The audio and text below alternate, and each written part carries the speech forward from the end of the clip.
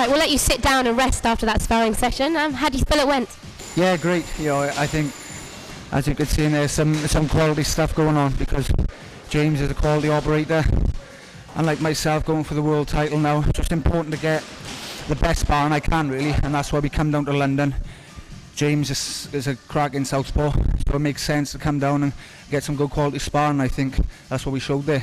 What do you feel you learnt from that session today? I know you're doing it all week, but what did you learn today? Well, we're mixing it up, really. I'm mixing between long boxing and then getting in and letting a few shots go, getting in close, just experimenting, really, finding out which I feel comfortable and just, learning the southpaw stance, operating against the southpaw, like Breen was going to be. So yeah, you're just picking up with your eyes, really, just learning what angles a southpaw operates at. And this is actually, for me, this is the first time I've really seen a sparring session before, so I was just like, wow, there's some big hits going in there. Do you hold back a bit from sparring, or do you feel like you go the same sort of pace as you would do on the fight night? We mix it up, really. Like, spells in there where I was just keeping it long on the jab, nice and comfortable at range, making it easy for myself. And then there's times where we get in close, let a few big shots go, because you've got to get used to letting a few go at times, like you will do in the fight, and you've got to get used to taking a few as well. So it's basically a matter of mixing it up. But at times it'll be the same pace as the fight, really. Does it make a difference with your friends? I know you guys get on. Yeah, of course, we get on well. But sparring, we're preparing for massive fights, so we've got to get down to business. And when we've got to spar properly, hard, and that's what we'll continue to do, and get us in best shape for fight night. Do you do anything else? Obviously, when you're sparring in the mornings, do you do, obviously, sort of mixing up your training and stuff? What else do you do when you're sparring in the same day? Basically, we'll go home, have a bit of a rest. And then there's an athletic track nearby where we'll go and do some track running, really, just keep the running going.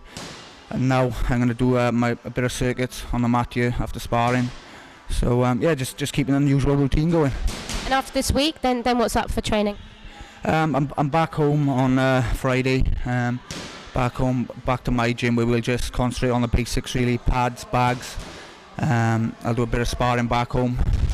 And James may come down for a week himself down to Wales. And are you still going to be getting in more sort of sparring partners before the fight? Yeah, probably so. We'll keep that going now. I'll be 5 weeks out coming this weekend, so we'll keep the sparring going right into the fight, really. I was going to say, do you still spar right up until your fight, or do you then sort of change it up or not? Yeah, basically up until the fight. The usual pattern is stop a week before the fight. Most every boxer does that. So just in case you cuts and you're making the weight. So yeah, right into the fight, really. James says he's going away to Tenerife to sort of get altitude training and stuff. Are you going to be staying mainly in Wales? Probably so. Yeah, I'll probably stay put down in Wales. I've come up here for a week. Could come up for another week, actually, in a couple of weeks' time. But most of my work will be done in Wales, and we'll use this for good sparring.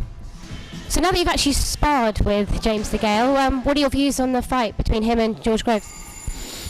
It's going to be a great fight. Cause there's no doubt that George Groves is a great boxer. Plenty of potential there.